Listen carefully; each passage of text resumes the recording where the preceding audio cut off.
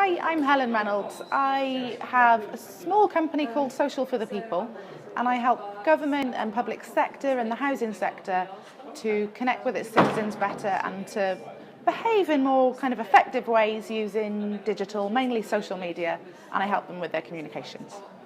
I think some of the most important changes in the last 4 or 5 years in government and tech are just an awareness of how important it is that digital is a part of the fabric of what we do. So it's not just an add-on to what we do, it's not a website and social media, it's pretty much the way that we do things now. My name is Lily Dart and I'm a service designer who specialises in the public sector. I work freelance.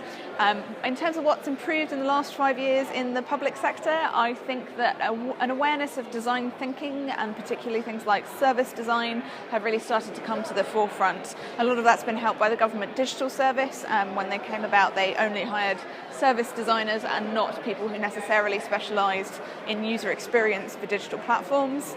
I think that although it is early days, I'm starting to have a lot of people from all areas of the public sector approach me and say, actually, we really need to consider the design of our services, we need to consider how user-friendly they are, and we need to consider how we do it better both for the organisation and for the end user. And while not a lot of people are achieving that particularly yet, the fact that they've started to come to that realisation is a really big improvement. Hi, I'm Cara Langford. I'm a first-year undergraduate studying computing sciences at the University of East Anglia, but I have a background in information systems in further education.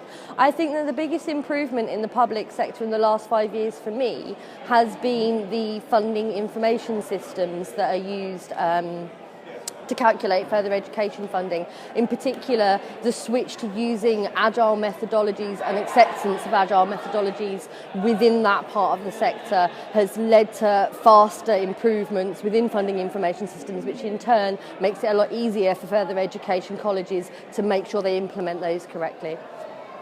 Hi, I'm Gaia Marcus. I manage the Youth Homelessness Data Bank project for Centrepoint, which is a youth homelessness charity.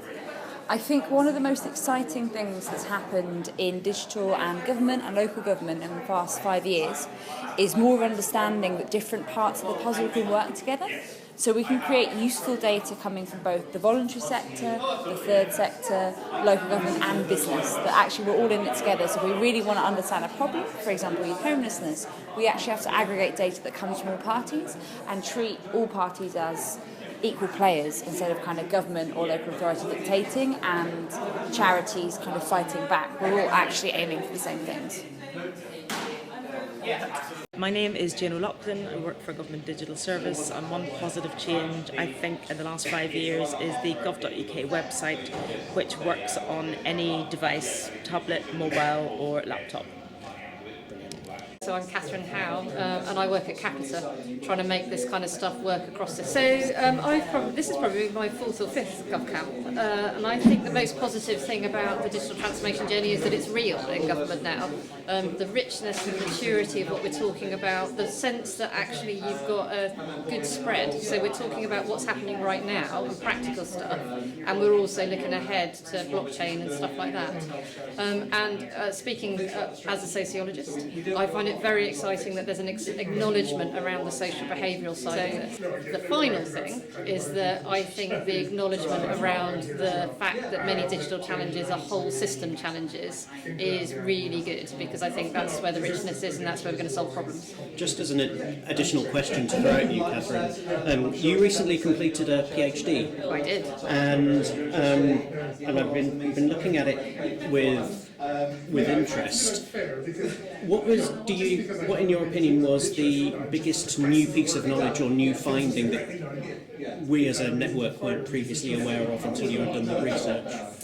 It's really difficult to say that, because as a researcher, what happens is the whole thing about standing on the shoulders of giants is really true. But I think that I have shown that if you want to have a civic conversation, if you want to create a civic space, that you can't do it on a proprietary platform. And I think while a lot of us felt that in our gut, is that I think I've got an evidence base there that says that it is a worthy endeavour to be creating digital civic spaces if we believe that digital is going to have a strong place in our democracy going forward, and I don't think any of us believe that that's not true. So the argument and the evidence for digital civic architecture, I think, is my contribution, and I hope you use it because we should build them. Thank you very much.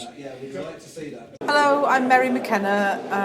I'm a freelance technology entrepreneur and I work for a few organisations. At the moment, probably Knowledge Hub, a collaboration platform, and also I've just joined the board of the Centre for Acceleration of Social Technology, which is an area that I'm really interested in.